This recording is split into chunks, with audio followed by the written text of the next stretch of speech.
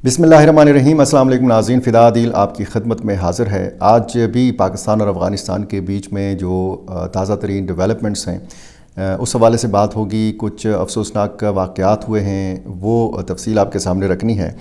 और ये सवाल कि क्या अफ़गान अबूरी वज़ीर आज़म ज़िंदा हैं।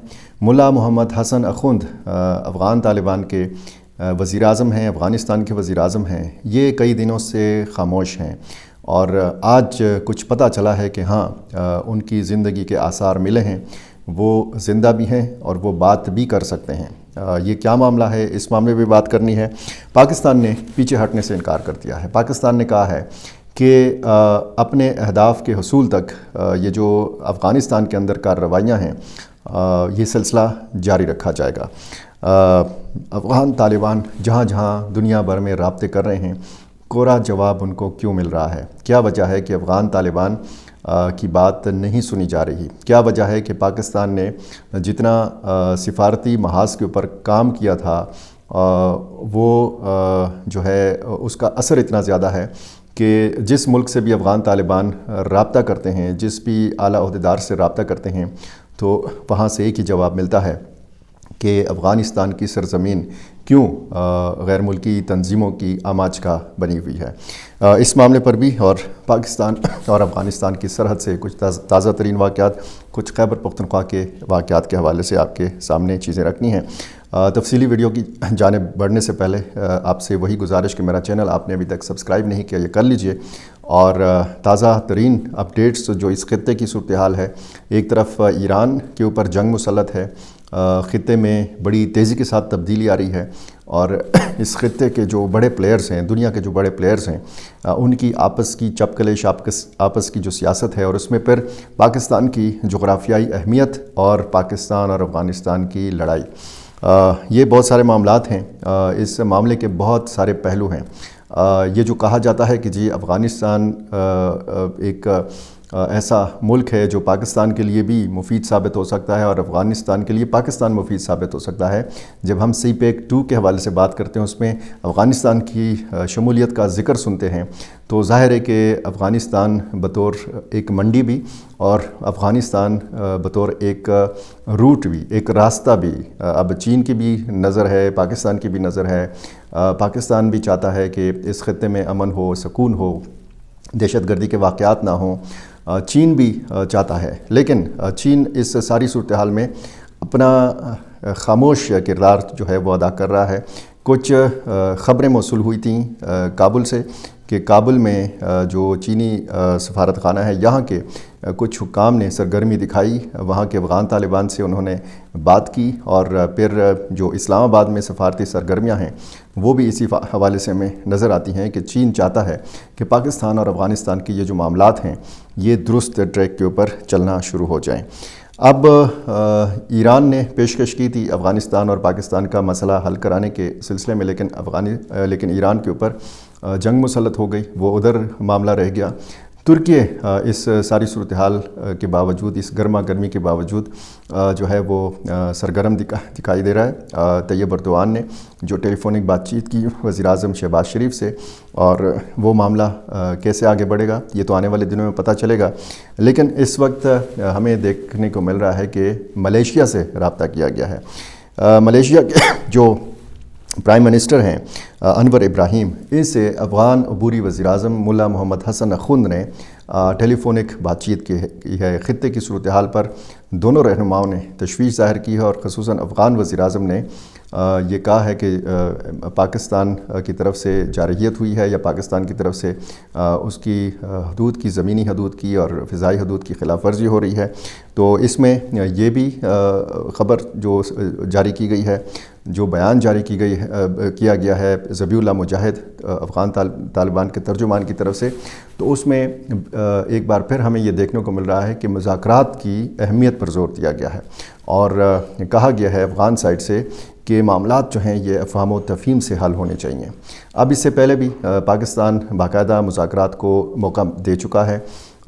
दोहा में एक नशिस्त हुई, इस्तांबुल में 2 नशिस्तें हुईं, रियाज़ में नशिस्त हुई, फिर सऊदीया का एक जो वफ़द है वो काबुल आया, वो इस्लामाबाद आया, उसने मुलाकातें की। लेकिन معاملہ وہی ہے، مطالبہ پرانا ہے اور مسئلے کا افغان طالبان کو بھی اچھی طریقے سے علم ہے کہ مسئلہ کیا ہے اور یہ مسئلہ حل کیسے کیا جا سکتا ہے۔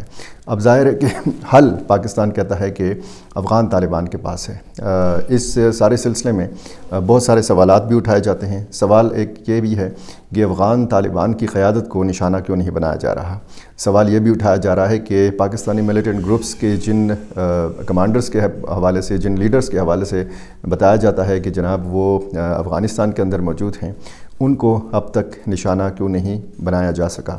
تو ظاہر ہے کہ یہ ٹھکانے بھی بدلتے رہتے ہیں، یہ ان کے بنکرز یا ان کی جو چھپنے کے مراکز ہیں وہ ایک تو نہیں ہے۔ اور ظاہر ہے کہ جب جنگ ہوتی ہے، جب فضا میں پاکستانی ڈرونز پھر رہے ہوں، جب پاکستانی جیٹ طیارے پھر بھی رہے ہوں اور مختلف جگہوں پہ وہ فضائی کارروائیاں بھی کر رہے ہوں، بمباری بھی کر رہے ہوں، پاکستانی ہیلی کاپٹرز بھی مختلف مشرقی صوبوں میں دیکھے گئے ہوں، تو پھر ایسے میں یہ کہنا کہ جی یہ تمام قائدین جو ان کے ہیں یہ ایک ہی جگہ پہ اور پرانی ہی جگہوں پہ چھپے بیٹھے رہیں گے، آرام سے سکون سے بیٹھے رہیں گے، تو ظاہر ہے کہ یہ اس طرح تو نہیں ہے۔ یہ ٹھکانے بدلتے رہتے ہیں اور یہی وہ ایک وجہ ہے کہ جس کی وجہ سے پاکستان نے کہا ہے کہ پاکستان کی جو کارروائیاں ہیں، جو آپریشن ہے وہ جاری رہے گا اس وقت تک جب تک اہداف حاصل نہیں کیے جاتے۔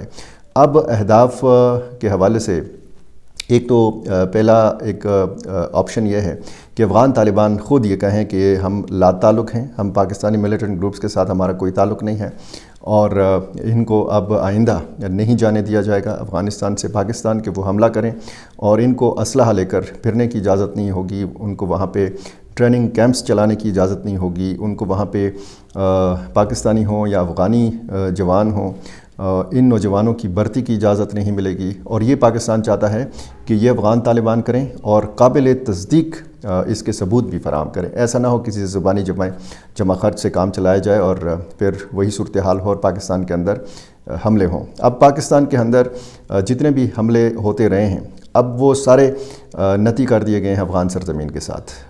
باقاعدہ پاکستان کہتا ہے کہ جو بڑے حملے ہوئے ہیں اس میں شواہد ایسے ملے ہیں، ثبوت ایسے ملے ہیں کہ افغان سرزمین کے استعمال کی اس میں جو ہے وہ باتیں سامنے آئی ہیں۔ تو یہ ساری صورتحال جو ہے افغان طالبان کے اوپر یہ دباؤ بھی ڈل رہا ہے اس ساری صورتحال میں، اور افغان طالبان وزیر خارجہ ان کے امیر خان متقی ہوں، وہ بھی مختلف دنیا کے جو وزرائے خارجہ ہیں، جو عہدیدار ہیں، ان سے رابطے کر رہے ہیں، اور اسی طرح روس کی بھی کوشش ہے کہ دونوں ملک آپس میں افہام و تفہیم کے ساتھ مسئلے کا حل ڈھونڈیں۔ سعودی عرب کی بھی کوشش ہے، اور دوسری طرف اگر ہم دیکھیں تو خطے میں جو کشیدگی ہے اس میں اضافہ ہو رہا ہے۔ ایک طرف ایران والے معاملے پر اسرائیل اور امریکہ کی طرف سے کارروائیاں جاری ہیں، ایران کا جوابی جو سلسلہ ہے وہ بھی چل رہا ہے، اور مشرق وسطیٰ میں جہاں جہاں پہ امریکی اڈے ہیں، اور پھر اسٹریٹ آف ہرمز ابنائے ہرمز کے حوالے سے جو خبریں آ رہی ہیں، جو بحیرہ عرب اور بحیرہ ہند کے حوالے سے خبریں آ رہی ہیں وہ انتہائی تشویشناک ہیں۔ تیل کی سپلائی کے حوالے سے اور تیل کی قیمتوں پر ممکنہ اثرات کے حوالے سے خبریں آ رہی ہیں، تشویشناک خبریں ہیں۔